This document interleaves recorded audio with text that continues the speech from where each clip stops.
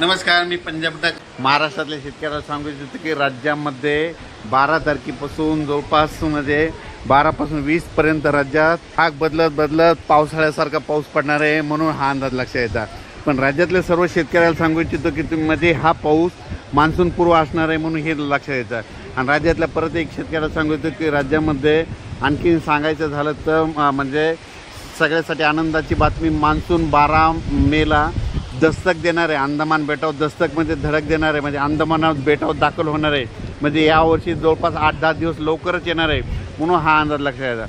पण राज्यातले सर्व शेतकऱ्याला सांगू इच्छितो की त्याच्यानंतर 19 मेपर्यंत तिथं स्थिरावलेलं राहील. परंतु स्थिरावलेलं राहत असताना तुम्हाला सांगू इच्छितो की त्याच्यानंतर 21 मेपासून परत राज्यात मान्सून परत सक्रिय होणार आहे, म्हणून हे लक्षात घ्यायचं. 21 मेपासून अंदमान बेटावर परत मान्सून सक्रिय होईल.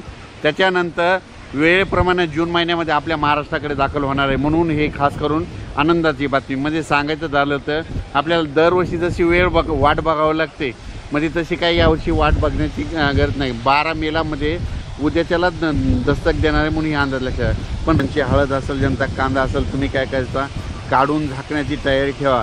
आणि ज्यांच्या ऊसावाल्या शेतकऱ्यासाठी खूप आनंदाची बातमी, कारण की राज्यामध्ये काय झालं की यावर्षी ऊसासाठी पाणी कमी पडत आहे, म्हणून सर्व शेतकऱ्याला आनंदाची बातमी की ऊसाला तुमचे 2 पाणी वाचतील असा पाऊस पडणार आहे. ऊसाच्या सऱ्यामध्ये पाणी साचेल असा पाऊस पडणार आहे, म्हणून हा अंदाज लक्षात येतं. खास करून ही ऊस शेतकऱ्यासाठी आनंदाची बातमी म्हणून लक्षात येतं.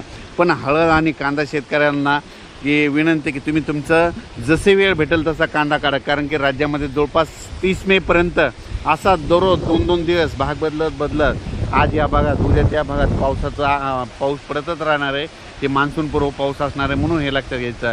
12 मेला जरी मान्सून दस्तक देणार असला तरी 21 मेला तिथून पूर्वपदामध्ये परिस्थिती सुरळीत होत जाईल आणि 21 आणि जून महिन्यामध्ये मात्र आपल्या महाराष्ट्रात दाखल होणार आहे, म्हणून हे लक्षात घ्यायचं. पण राज्यातल्या शेतकऱ्याला सांगू इच्छितो की राज्यामध्ये पूर्व विदर्भ, पश्चिम विदर्भ, दक्षिण महाराष्ट्र, उत्तर महाराष्ट्र, कोकणपट्टी, खानदेश, मराठवाडा सगळीकडे पडणार आहे आणि दररोज भाग बदलत पडणार आहे. जवळपास 20 तारखेपर्यंत प्रत्येक गावाला 2 वेळेस तरी पाऊस येऊन जाणार आहे, म्हणून हा अंदाज लक्षात येतात. ऊसावाल्यासाठी खास करून ही आनंदाची बातमी.